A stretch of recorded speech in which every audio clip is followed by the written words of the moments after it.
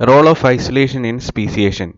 ഈ സെഷനിൽ isolating mechanisms എങ്ങനെയാണ് സ്പീസിയേഷന് കാരണമാകുന്നത് എന്നുള്ളതാണ് മെയിനായിട്ട് അനലൈസ് ചെയ്യാൻ പോകുന്നത്.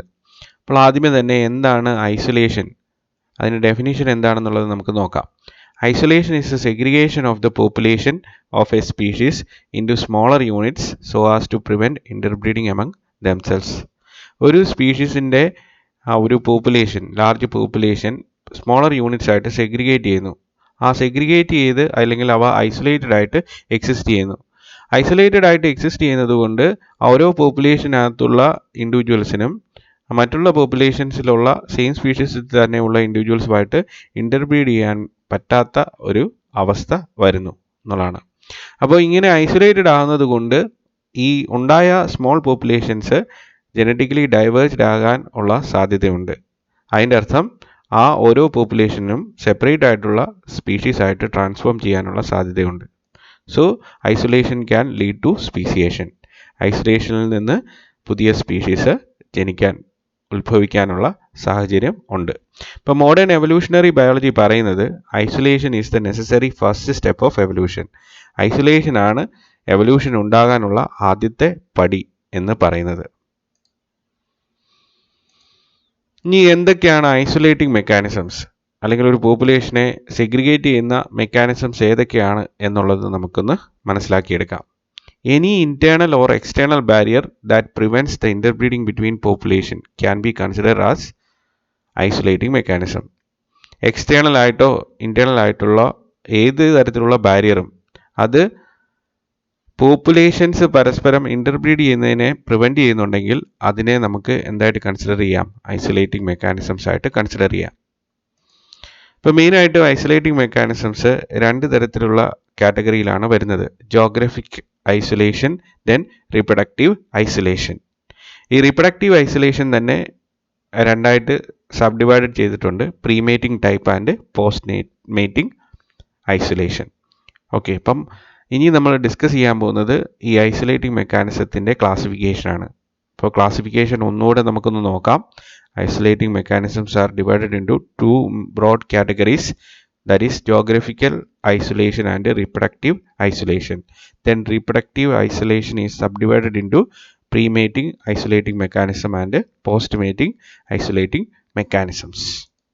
So first one, geographic isolation. ഇതിനെ ecological isolation എന്നും പറയാറുണ്ട്. Population fails to breed due to the separation by a geographical barrier.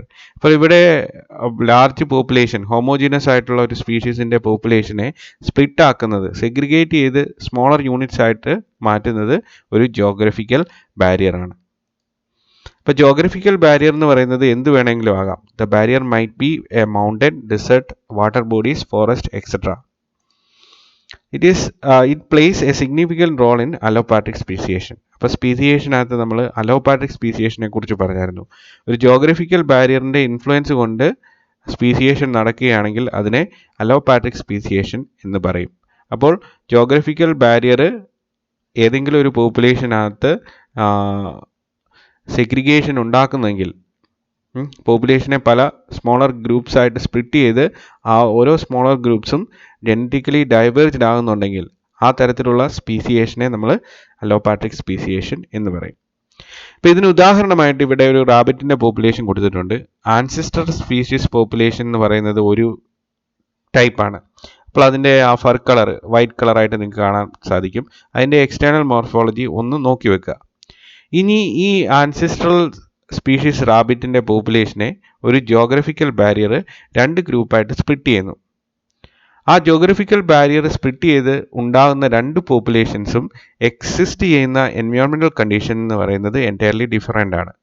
അപ്പോൾ ആ എൻവയോൺമെൻറ്റൽ കണ്ടീഷൻ അനുസരിച്ചിട്ട് എലമെൻ്റൽ ഫോഴ്സസ് ഓഫ് എവല്യൂഷൻ ഈ രണ്ട് പോപ്പുലേഷനിലും ആക്ട് ചെയ്യുന്നു.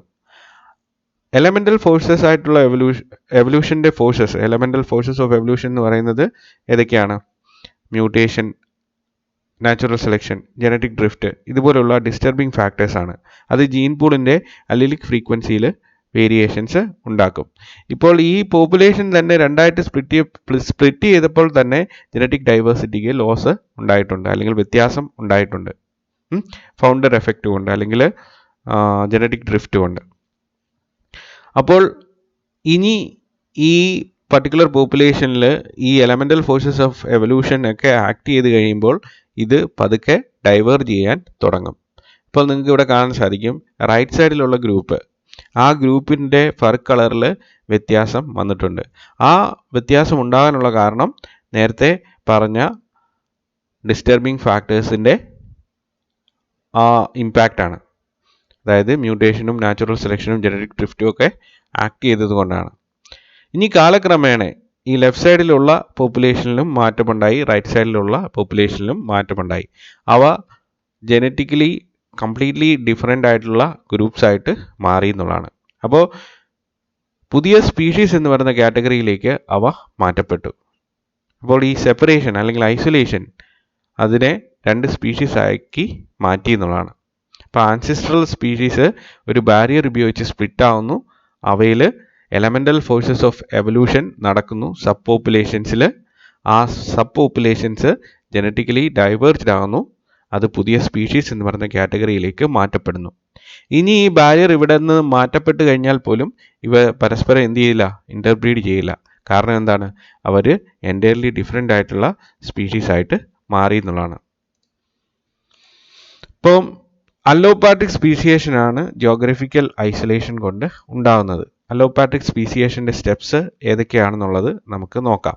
ഇത് നേരത്തെ ഞാൻ ആ ഡയഗ്രാം ഉപയോഗിച്ച് പറഞ്ഞത് തന്നെയാണ്. ഫോർമേഷൻ ഓഫ് എ ബാരിയർ, അതാണ് first step. Then splitting of the gene pool. Homogeneous ആയിട്ടുള്ള ജീൻ പൂള് സെഗ്രിഗേറ്റ് ചെയ്ത് സ്മോളർ യൂണിറ്റ്സ് ആയിട്ട് മാറുന്നു. അപ്പോൾ പേരൻ്റൽ പോപ്പുലേഷനകത്തുള്ള ജനറ്റിക് ഡൈവേഴ്സിറ്റി അതേപോലെ തന്നെ ഡോട്ടർ പോപ്പുലേഷൻസിൽ എക്സിസ്റ്റ് ചെയ്യത്തില്ല. അല്ലീൽ ഫ്രീക്വൻസിയിൽ വേരിയേഷൻസ് ഉണ്ടാകും. Then action of elemental forces of evolution on each population.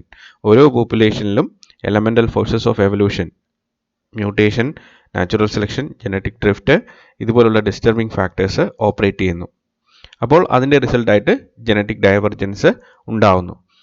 Population will not interbreed even if the barrier get disappeared. അതിൻ്റെ അർത്ഥം ആ രണ്ട് പോപ്പുലേഷൻസും അല്ലെങ്കിൽ ബാരിയർ ഉപയോഗിച്ച് സ്പ്ലിറ്റ് ആയിട്ടുള്ള പോപ്പുലേഷൻസ് പുതിയ സ്പീഷീസ് ആയിട്ട് മാറി എന്നുള്ളതാണ്. They are reproductively isolated or they are now considered as new species. അപ്പോൾ അതിനെ വേറൊരു ഡയഗ്രാം ഉപയോഗിച്ച് വേണമെങ്കിൽ നമുക്ക് എക്സ്പ്ലെയിൻ ചെയ്യാം. ഇതാണ് ഒറിജിനൽ പോപ്പുലേഷൻ. ഒറിജിനൽ പോപ്പുലേഷനെ ഗ്രീൻ കളർ കൊണ്ട് റെപ്രസെൻ്റ് ചെയ്തിരിക്കുന്നു. ആ ഒറിജിനൽ പോപ്പുലേഷനെ രണ്ട് സബ് പോപ്പുലേഷനായിട്ട് ഒരു ജിയോഗ്രഫിക്കൽ ബാരിയർ സ്പ്ലിറ്റ് ചെയ്യുന്നു. അപ്പോൾ ഇനീഷ്യൽ ടൈമിൽ എൻ്റെ ജനറ്റിക് ഡൈവേഴ്സിറ്റി എന്ന് പറയുന്നത് സംവാട്ട് സിമിലർ ആണ്. പക്ഷേ പിന്നീട് evolutionary time, course of time കൂടുമ്പോഴേക്കിന് എന്ത് സംഭവിക്കും? മില്യൺസ് ഓഫ് ഇയേഴ്സ് എടുത്തിട്ട് അല്ലെങ്കിൽ ലക്ഷക്കണക്കിന് വർഷങ്ങൾ എടുത്തിട്ട് എന്ത് സംഭവിക്കും? ഈ ബാരിയറിൻ്റെ ഇൻഫ്ലുവൻസ് കൊണ്ടുണ്ടായ ഐസൊലേഷൻ ആ സബ് പോപ്പുലേഷൻസിനെ ജനറ്റിക്കലി ഡിഫറെൻ്റ് ആക്കി മാറ്റും. അവ പുതിയ സ്പീഷീസ് ആയിട്ട് കൺവേർട്ടഡ് ആവും. അപ്പോൾ പേരൻ്റൽ സ്പീഷീസിന് സിമിലർ ആയിട്ടുള്ളൊരു സ്പീഷീസാണ് ലെഫ്റ്റ് സൈഡിൽ കാണുന്നത്. പക്ഷേ എൻ്റയർലി ഡിഫറെൻ്റ് ആയിട്ടുള്ളൊരു സ്പീഷീസാണ് റൈറ്റ് സൈഡിൽ കാണുന്നത്. അപ്പോൾ ഐസൊലേഷനാണ് സ്പീസിയേഷൻ ഉണ്ടാക്കിയത്. അപ്പോൾ ഇതിൻ്റെ വേറൊരു എക്സാമ്പിൾ നമുക്ക് ഈ ലാൻഡ് മാസസിൻ്റെ ഡിസ്ട്രിബ്യൂഷൻ, കോണ്ടിനെൻ്റൽ ഡ്രിഫ്റ്റ് തിയറി എന്ന് പറയുന്ന കൺസെപ്റ്റും ഒക്കെ ഉപയോഗിച്ച് നമുക്ക് എക്സ്പ്ലെയിൻ ചെയ്യാൻ പറ്റും. ഇപ്പോൾ എർത്ത് ഒറിജിനേറ്റ് ചെയ്തപ്പോൾ ഇവിടെ ഉണ്ടായിരുന്ന ഒരു കോണ്ടിനെൻ്റ് എന്ന് പറയുന്നത് ഒരു സിംഗിൾ കോണ്ടിനെൻ്റ് ആണ്. ആ വലിയ ലാൻഡ് മാസിനെ നമ്മൾ പാഞ്ചിയ എന്ന് വിളിക്കും. അപ്പോൾ ആ പാഞ്ചിയയിൽ ഉണ്ടായിരുന്ന ഓർഗാനിസംസ് പിന്നീട് ഈ കോണ്ടിനെൻസിൻ്റെ ഡ്രിഫ്റ്റ് ഉണ്ടായപ്പോൾ, അതായത് ടെക്ടോണിക് പ്ലേറ്റ്സിൻ്റെ മൂവ്മെൻറ്റിൻ്റെ ഫലമായിട്ട് ഈ പാഞ്ചിയ എന്ന് പറയുന്ന സിംഗിൾ ലാൻഡ് മാസ് പല ഗ്രൂപ്പ്സ് ആയിട്ട് സ്പ്ലിറ്റ് ചെയ്തപ്പോഴേക്കിന് അവിടെ ഉണ്ടായിരുന്ന ഹോമോജീനസ് ആയിട്ടുള്ള ആൻസിസ്ട്രൽ ആനിമൽസ് ആൻഡ് പ്ലാന്റ്സ്, എല്ലാ തരത്തിലുള്ള ഓർഗാനിസത്തിനും എന്തുണ്ടായി? സെപ്പറേഷൻ ഉണ്ടായി. അപ്പോൾ പലതരത്തിലുള്ള ലാൻഡ് മാസസിലേക്ക് ഡിസ്ട്രിബ്യൂട്ടഡ് ആയി. അപ്പോൾ ഇപ്പോഴത്തെ കറണ്ട് സ്റ്റാറ്റസിൽ നമുക്ക് 7 കോണ്ടിനെൻറ്റ്സ് ഉണ്ട്. ഈ 7 കോണ്ടിനെൻറ്റ്സിലും പലതരത്തിലുള്ള ആനിമൽസ് ഐസൊലേറ്റഡ് ആയിട്ട് ഡിസ്ട്രിബ്യൂട്ടഡ് ആകാനുള്ള കാരണം ഈ പറഞ്ഞ സെപ്പറേഷനാണ്. ഇപ്പം നോക്കുകയാണെങ്കിൽ ഓരോ കോണ്ടിനെൻറ്റിനും കറസ്പോണ്ടിങ് ആയിട്ടുള്ള യുണീക്ക് ആയിട്ടുള്ള ഓർഗാനിസംസ് കാണാൻ സാധിക്കും. അതിനുള്ള കാരണം ഐസൊലേഷനാണ്. അവ മറ്റുള്ള ഗ്രൂപ്പുകളിൽ നിന്ന് ഐസൊലേറ്റഡ് ആണ്. ഓരോ കോണ്ടിനെൻറ്റ്സിലാണ് അവ എക്സിസ്റ്റ് ചെയ്യുന്നത്. അപ്പോൾ ഐസൊലേഷൻ എന്തുണ്ടാക്കും? സ്പീഷിയേഷൻ ഉണ്ടാക്കും. അപ്പോൾ ഇതിന് എക്സാമ്പിൾസ് ആണ്, ജിയോഗ്രഫിക് ഐസൊലേഷൻ്റെ എക്സാമ്പിൾസ് ആണ് ഇനി നമ്മൾ അനലൈസ് ചെയ്യാൻ പോകുന്നത്. അപ്പോൾ ഓസ്ട്രേലിയൻ റീജിയനിലുള്ള ഫോണയാണ് ഫസ്റ്റ് എക്സാമ്പിൾ. അപ്പോൾ മാർസുപ്പിയൽസും മോണോട്രീംസും ഏറ്റവും കൂടുതൽ നമ്മൾ കാണുന്നത് ഈ ഓസ്ട്രേലിയൻ റീജിയനിലാണ്. മാർസുപ്പിയൽസ് എന്ന് പറഞ്ഞാൽ പൗച്ച്ഡ് മാമൽസ് ആണ്. മോണോട്രീംസ് എന്ന് പറഞ്ഞാൽ എഗ് ലേയിങ് മാമൽസ് ആണ്. മാർസുപ്പിയൽസിൻ്റെ എക്സാമ്പിൾ ആണ് കാങ്കരു. ദെൻ മോണോട്രീംസിന് എക്കിഡ്ന, പ്ലാറ്റിപ്പസ്, ഇതൊക്കെ ഇവിടെ കൊടുത്തിട്ടുണ്ട്. പിന്നെ ഡൈവേഴ്സിഫൈഡ് ആയിട്ടുള്ള പലതരത്തിലുള്ള യുണീക്ക് ആയിട്ടുള്ള ഓസ്ട്രേലിയൻ റീജിയനിൽ കാണുന്ന ഓർഗാനിസംസ് ഇവിടെ ഒരു പിക്ചറായിട്ടൊക്കെ റെപ്രസെൻ്റ് ചെയ്തിട്ടുണ്ട്. അപ്പോൾ വളരെ പ്രിമിറ്റീവ് ആയിട്ടുള്ള ഗ്രൂപ്പ്സ് ആണ്, മാമൽസിൻ്റെ ഗ്രൂപ്പ്സ് ആണ് മാർസുപ്പിയൽസും മോണോട്രീംസും. ഇപ്പോൾ യൂത്തീരിയൻ മാമൽസ്, പ്ലാസന്റൽ മാമൽസിൻ്റെ എക്സിസ്റ്റൻസ് ഈ ഓസ്ട്രേലിയൻ റീജിയനിൽ വളരെ കുറവാണ്. ഇപ്പോൾ ഓസ്ട്രേലിയ എന്ന് പറയുന്നത് നേരത്തെ ഏഷ്യയുമായിട്ട് ഒരു ലാൻഡ് ബ്രിഡ്ജ് ഉപയോഗിച്ച് കണക്റ്റഡ് ആയിരുന്നു. അപ്പോൾ ആ സമയത്ത് പ്രിമിറ്റീവ് ആയിട്ടുള്ള മാമൽസ് ഈ ലാൻഡ് ബ്രിഡ്ജ് ഉപയോഗിച്ചിട്ട് എവിടെ എത്തി? ഏഷ്യയിൽ നിന്ന് ഓസ്ട്രേലിയയിലേക്ക് എത്തി. അപ്പം ഈ പ്രിമിറ്റീവ് ആയിട്ടുള്ള മാർസുപ്പിയൽസും മോണോട്രീംസും അതിൻ്റെ എല്ലാ ആൻസിസ്ട്രൽ ഫോംസ് മൈഗ്രേറ്റ് ചെയ്ത് വന്നത് എവിടെ നിന്നാണ്? ഏഷ്യൻ റീജിയനിൽ നിന്നാണ്. ഏഷ്യൻ റീജിയനിൽ നിന്ന് ഓസ്ട്രേലിയയിലേക്കുള്ള ആ ലാൻഡ് ബ്രിഡ്ജ് ഉപയോഗിച്ചിട്ട് മൈഗ്രേഷൻ പ്രോസസ്സ് നടന്ന് അവ മൈഗ്രേറ്റ് ചെയ്ത് അവിടെ എത്തി എന്നുള്ളതാണ്. അപ്പോൾ പ്രിമിറ്റീവ് മാമൽസിന് മാത്രമേ ഉള്ളൂ അവിടെ എത്താനുള്ളൊരു സാഹചര്യം കിട്ടിയുള്ളൂ. അപ്പോൾ പിന്നീട് എന്ത് സംഭവിച്ചു? ഈ ലാൻഡ് ബ്രിഡ്ജ്, ഓസ്ട്രേലിയയും ഏഷ്യയും തമ്മിൽ കണക്ട് ചെയ്യുന്ന ആ ലാൻഡ് ബ്രിഡ്ജ് ഡിസപ്പിയർ ചെയ്ത് പോയി. അതിൻ്റെ ഇടയ്ക്ക് ഓഷ്യൻ വന്നു. അപ്പോഴേക്കിന് മോഡേൺ ആയിട്ടുള്ള പ്ലാസന്റൽ മാമ്പൽസ് ഏഷ്യയിൽ ഒറിജിനേറ്റ് ചെയ്തു. പക്ഷേ അവയ്ക്ക് ഏഷ്യൻ റീജിയനിൽ നിന്ന് ഓസ്ട്രേലിയൻ റീജിയനിലേക്ക് മൈഗ്രേറ്റ് ചെയ്യാനുള്ളൊരു സാവകാശം കിട്ടിയില്ല എന്നുള്ളതാണ്. അതുകൊണ്ടാണ് ഈ പ്ലാസന്റൽ മാമൽസ്, യൂത്തീരിയൻ മാമൽസിനെ നമ്മൾ കൂടുതലും ഈ ഓസ്ട്രേലിയൻ ഫോണയിൽ കാണാത്തത്. അവിടെ പ്രിമിറ്റീവ് ആയിട്ടുള്ള മാമൽസ് കൂടുതൽ എക്സിസ്റ്റ് ചെയ്യുന്നതും ഈ പറഞ്ഞ ലാൻഡ് ബ്രിഡ്ജിൻ്റെ ഡിസപ്പിയറൻസ് കൊണ്ടാണ്. അപ്പോൾ ഐസൊലേഷൻ യുണീക്ക് ആയിട്ടുള്ളൊരു ഫോണ ഓസ്ട്രേലിയൻ റീജിയനിൽ ക്രിയേറ്റ് ചെയ്തു എന്നുള്ളതാണ്. ലാൻഡ് ബ്രിഡ്ജ് ഉണ്ടായിരുന്നെങ്കിൽ ഏഷ്യയുടെ ഫോണയും അതുപോലെ തന്നെ ഓസ്ട്രേലിയൻ ഫോണയും സംവാട്ട് സിമിലർ ആയേനെ. ഇപ്പം നമ്മൾ മലയ ആർച്ചിപ്പിലാഗോ ഒക്കെ എടുക്കുകയാണെങ്കിൽ അവിടെ ഏഷ്യൻ ഫോണയും ഓസ്ട്രേലിയൻ ഫോണയും തമ്മിൽ നല്ല ഡിഫറൻസ് ഉണ്ട്. അപ്പോൾ അതിനെ ബേസ് ചെയ്തിട്ടാണ്, ആ ഫോണൽ ഡിസ്ട്രിബ്യൂഷൻ്റെ ഡിസിമിലാരിറ്റിയെ ബേസ് ചെയ്തിട്ടാണ് വാലസ് അവിടെ ഒരു ലൈൻ തന്നെ ഡ്രോ ചെയ്തത്. That line is known as Wallace's line. അപ്പോൾ അതിനെക്കുറിച്ചിട്ടൊക്കെയുള്ള ഡീറ്റെയിൽഡ് ആയിട്ടുള്ള ഡിസ്ക്രിപ്ഷൻ സൂജിയോഗ്രഫിയിൽ ഞാൻ എക്സ്പ്ലെയിൻ ചെയ്യുന്നുണ്ട്. ഇപ്പോൾ അതിനെക്കുറിച്ച് പറയിടാണ്ട. അപ്പോൾ ഐസൊലേഷൻ സ്പീസിയേഷന് കാരണമാകുന്നതിന് ബെസ്റ്റ് എക്സാമ്പിളാണ് ഫോണ ഓഫ് ഓസ്ട്രേലിയൻ റീജിയൻ. ഇനി രണ്ടാമത്താണ് subspecies of Indian giant squirrel. Ratufa indica എന്ന് പറയുന്ന ഇന്ത്യൻ ജയന്റ് സ്ക്വറലിന് 3 വെറൈറ്റീസാണ് എക്സിസ്റ്റ് ചെയ്യുന്നത്. ഇപ്പോൾ യെല്ലോയിഷ് ആയിട്ടുള്ളൊരു വെറൈറ്റി ഉണ്ട്, അത് ഗുജറാത്ത് റീജിയനിലാണ് കാണുന്നത്. പിന്നെ ലൈറ്റ് ബ്രൗൺ വെറൈറ്റി ഉണ്ട്, ഇത് മഹാരാഷ്ട്രൻ റീജിയനിലാണ്. ദെൻ ഡീപ്പ് ബ്രൗൺ ആയിട്ടുള്ളത് നമ്മുടെ കർണാടകയിലും കേരളത്തിലും കാണും. അപ്പോൾ ഇതിൻ്റെ ഡിസ്ട്രിബ്യൂഷൻ ഇങ്ങനെ വ്യത്യസ്തപ്പെടാനുള്ള കാരണം എന്ന് പറയുന്നത് ഓരോ ഗ്രൂപ്പ്സും മറ്റുള്ള ഗ്രൂപ്പ്സിൽ നിന്ന് വളരെയധികം ഐസൊലേറ്റഡ് ആണ്. ആ ഓരോ ഗ്രൂപ്പും എക്സ്പീരിയൻസ് ചെയ്യുന്ന എൻവയോൺമെൻറ്റൽ കണ്ടീഷൻ അനുസരിച്ചിട്ട് അവയിൽ അഡാപ്റ്റേഷൻസ് ഡെവലപ്പ് ചെയ്തിട്ടുണ്ട്. അപ്പം ഐസൊലേഷൻ സ്പീസിയേഷന് കാരണമാകുന്നതിന് അല്ലെങ്കിൽ സബ് സ്പീഷീസ് ഉണ്ടാക്കുന്നതിന് ഒരു എക്സാമ്പിളാണ് ഇന്ത്യൻ ജയന്റ് സ്ക്വറലിൻ്റെ different categories. Yellowish Gujarat, light brown Maharashtra, then deep brown Karnataka and Kerala. ഇനി ഈ സെക്കൻഡ് മേജർ കാറ്റഗറിയാണ്, ഐസൊലേറ്റിംഗ് മെക്കാനിസത്തിലെ മേജർ കാറ്റഗറിയാണ് reproductive isolation. The reproductive characteristics which prevent species from interbreeding. ഇപ്പോൾ റീപ്രൊഡക്റ്റീവ് ഐസൊലേഷൻ എന്ന് പറഞ്ഞാൽ ഇവിടെ ബാരിയർ എന്താണ്? റീപ്രൊഡക്റ്റീവ് ക്യാരക്ടറിസ്റ്റിക്സ് ആണ്. ആ ക്യാരക്ടറിസ്റ്റിക്സ് ആ ഇൻഡിവിജ്വൽസിനെ പരസ്പരം ഇൻ്റർബ്രീഡ് ചെയ്യുന്നതിൽ നിന്ന് പ്രിവെൻറ്റ് ചെയ്യും. ഇപ്പോൾ 2 തരത്തിലുള്ള റീപ്രൊഡക്റ്റീവ് ഐസൊലേറ്റിംഗ് മെക്കാനിസംസ് ആണുള്ളത്. First category pre mating isolating mechanisms, then post mating isolating mechanisms. ഇനി നമ്മൾ ഡിസ്കസ് ചെയ്യാൻ പോകുന്നത് pre mating type, post mating type ഏതൊക്കെയാണെന്നുള്ളതാണ്. ഇപ്പോൾ first one, pre mating isolating mechanisms.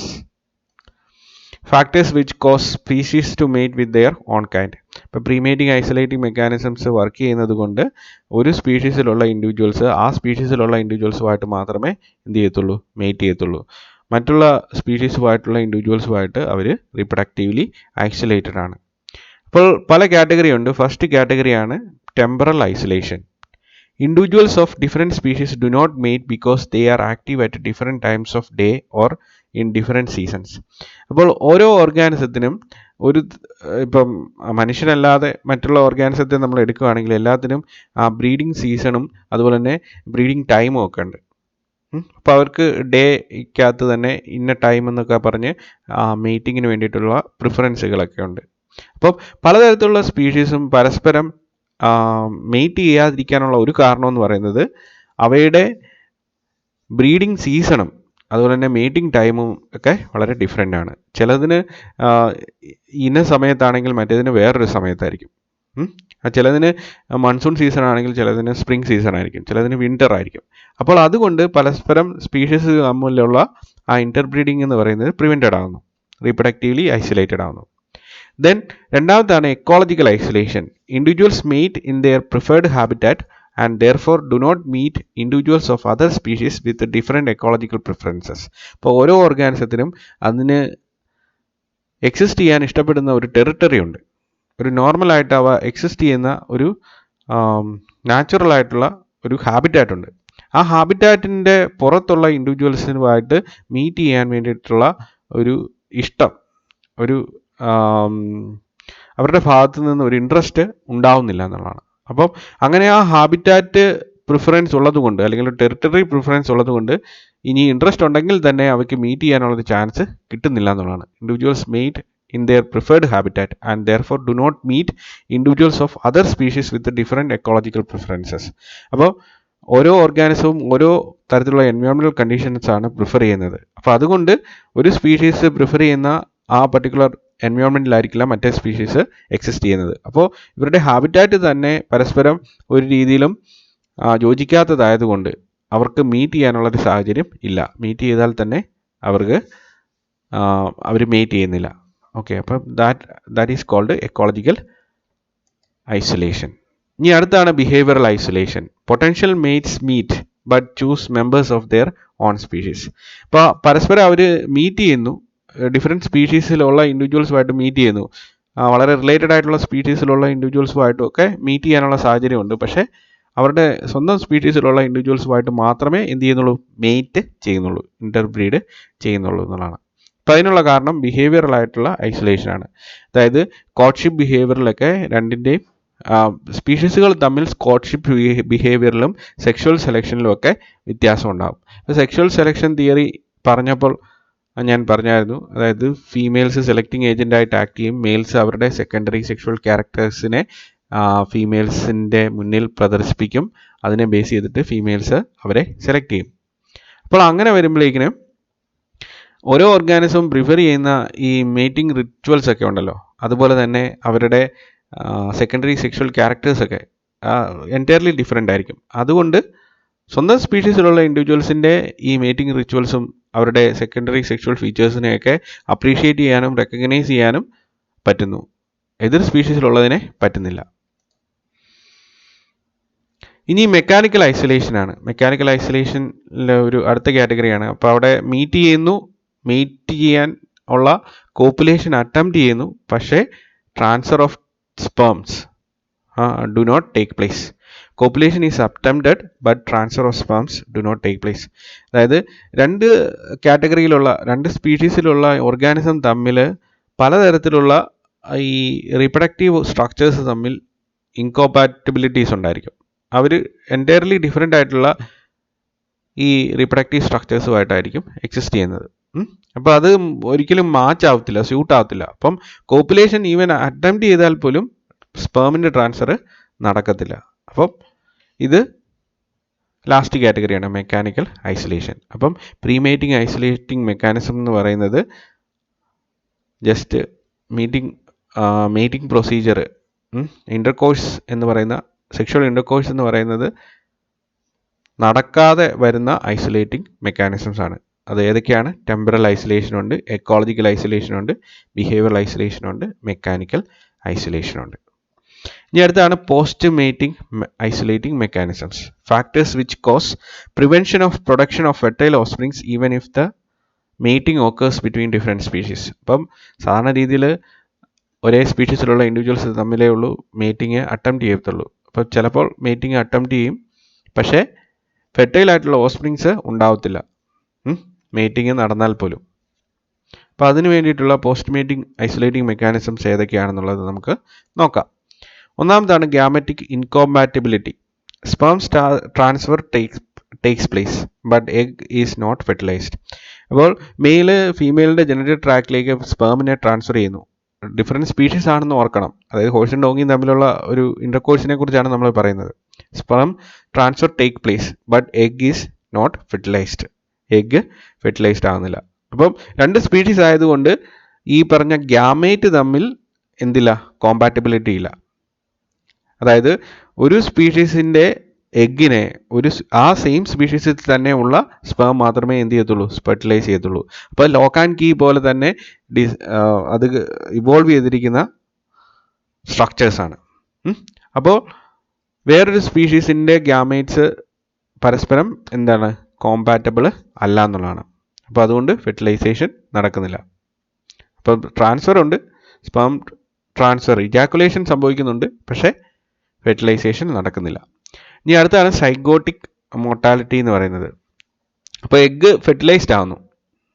Incompatibility ഉണ്ടെന്ന് പറഞ്ഞാൽ പോലും ഈ ഡിഫറെൻറ്റ് സ്പീഷീസിൻ്റെ അല്ലെങ്കിൽ റിലേറ്റഡ് ആയിട്ടുള്ള സ്പീഷീസിൻ്റെ ഗ്യാമേറ്റ്സ് തമ്മിൽ ഫ്യൂസ് ചെയ്യാനുള്ള സാധ്യതയുണ്ട്. അപ്പോൾ അവിടെ സൈഗോട്ട് ഉണ്ടാകത്തില്ല. എഗ്ഗ് ഫെർട്ടിലൈസ്ഡ് ആണ്, പക്ഷേ എഗ്ഗ് ഫെർട്ടിലൈസ്ഡ് ആണ്, പക്ഷേ സൈഗോട്ട് പിന്നീട് ഡെവലപ്പ് ചെയ്യുന്നില്ല. അതായത് അവിടെ എംബ്രിയോജെനിസിസ് പ്രോപ്പറായിട്ട് നടക്കുന്നില്ല. Fertilisation takes place but zygote does not develop or embryogenesis does not occur. അപ്പോൾ അതാണ് സൈഗോട്ടിക് മോർട്ടാലിറ്റി എന്ന് പറയുന്നത്. സൈഗോട്ട് നശിച്ചു പോകുന്നു. ഇനി അടുത്താണ് ഹൈബ്രിഡ് ഇൻവയബിലിറ്റി.